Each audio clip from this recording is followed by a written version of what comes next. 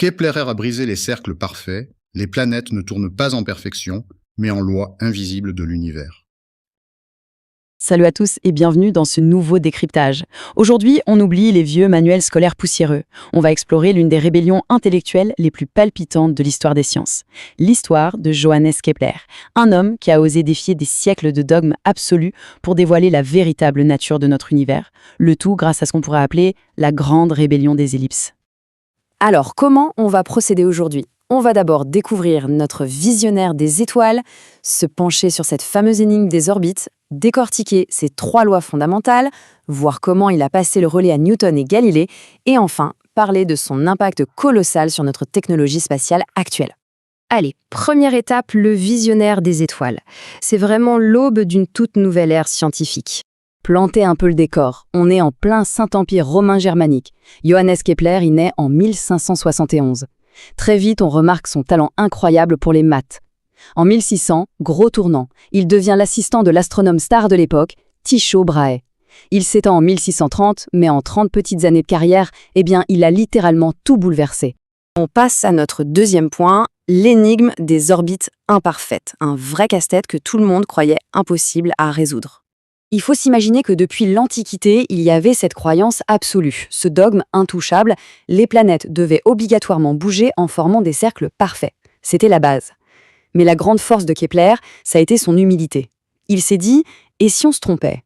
Il a eu le cran de jeter ce cercle parfait à la poubelle pour accepter une réalité beaucoup plus chaotique, mais vraie, l'ellipse. Et ça, absolument personne n'avait osé le faire avant lui. Vous savez, la science, c'est souvent une immense course de relais. Avant même qu'on invente le télescope, son mentor, Tycho Brahe, avait compilé les observations du ciel les plus précises au monde. Une vraie mine d'or. À sa mort, Kepler récupère ces données inestimables. Et c'est justement cette précision maniaque qui va lui permettre d'attaquer de front cette fameuse énigme des orbites. Troisième partie, et là on rentre dans le vif du sujet, les 3 lois fondamentales. Plongeons ensemble dans la mécanique du ciel. Alors, la première loi, la loi des orbites. C'est le fameux coup de grâce dont on parlait pour le cercle. Elle dit que les planètes tournent autour du Soleil en formant des ellipses et que le Soleil n'est pas au centre mais sur l'un des foyers de cette ellipse. Boum! Le dogme antique est officiellement et définitivement terrassé.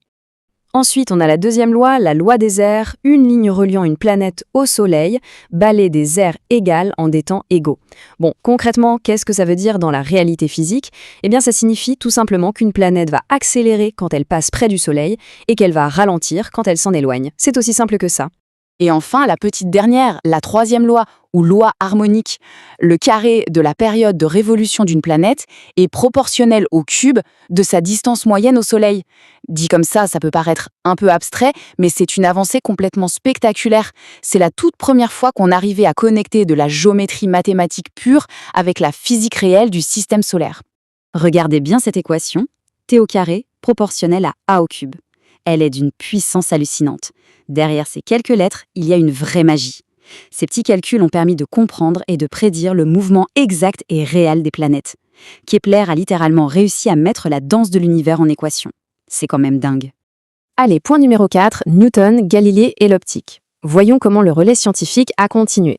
Parce que oui, l'effet domino a été massif.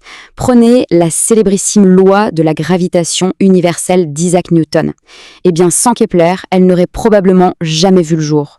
Les mathématiques de Kepler, c'est la fondation absolue sur laquelle Newton s'est reposé des décennies plus tard pour décrypter la gravité. Mais attendez, l'apport de Kepler, ce n'est pas que l'astrophysique. Fait super surprenant et un brin ironique d'ailleurs. Il a eu une vue épouvantable toute sa vie, et pourtant c'est lui qui a expliqué comment fonctionne l'œil humain et la réfraction de la lumière. Il a aussi grandement amélioré le télescope en utilisant 2 lentilles convergentes, et pour couronner le tout, il a pris d'énormes risques pour soutenir Galilée et défendre l'héliocentrisme à une époque où c'était, disons, très dangereux face aux autorités dogmatiques. C'est qui nous amène à notre dernier grand point, l'héritage spatial d'aujourd'hui, ou comment un homme du XVIIe siècle propulse littéralement notre science moderne. Quand on y réfléchit, le contraste est frappant. D'un côté, Kepler avait un bout de papier, une plume et des tables de calcul interminables. De l'autre, aujourd'hui, on a des superordinateurs qui calculent la navigation spatiale à la fraction de seconde près. Mais le truc vraiment bluffant là-dedans, les équations de base, l'algorithme qui fait tourner nos machines ultra puissantes, ça reste entièrement et uniquement les formules de Kepler.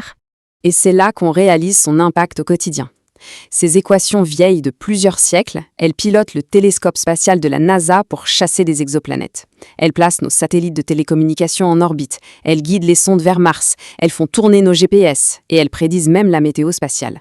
Bref, tout notre réseau technologique orbital repose sur ses épaules. Pour clore ce décryptage, je crois que la plus belle leçon que nous laisse Kepler, c'est son immense humilité scientifique. Il a su lâcher ses certitudes.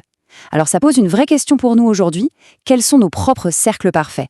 Quels sont ces dogmes modernes et bien rassurants qu'on devrait avoir le courage d'abandonner aujourd'hui pour pouvoir continuer à avancer? Je vous laisse méditer là-dessus.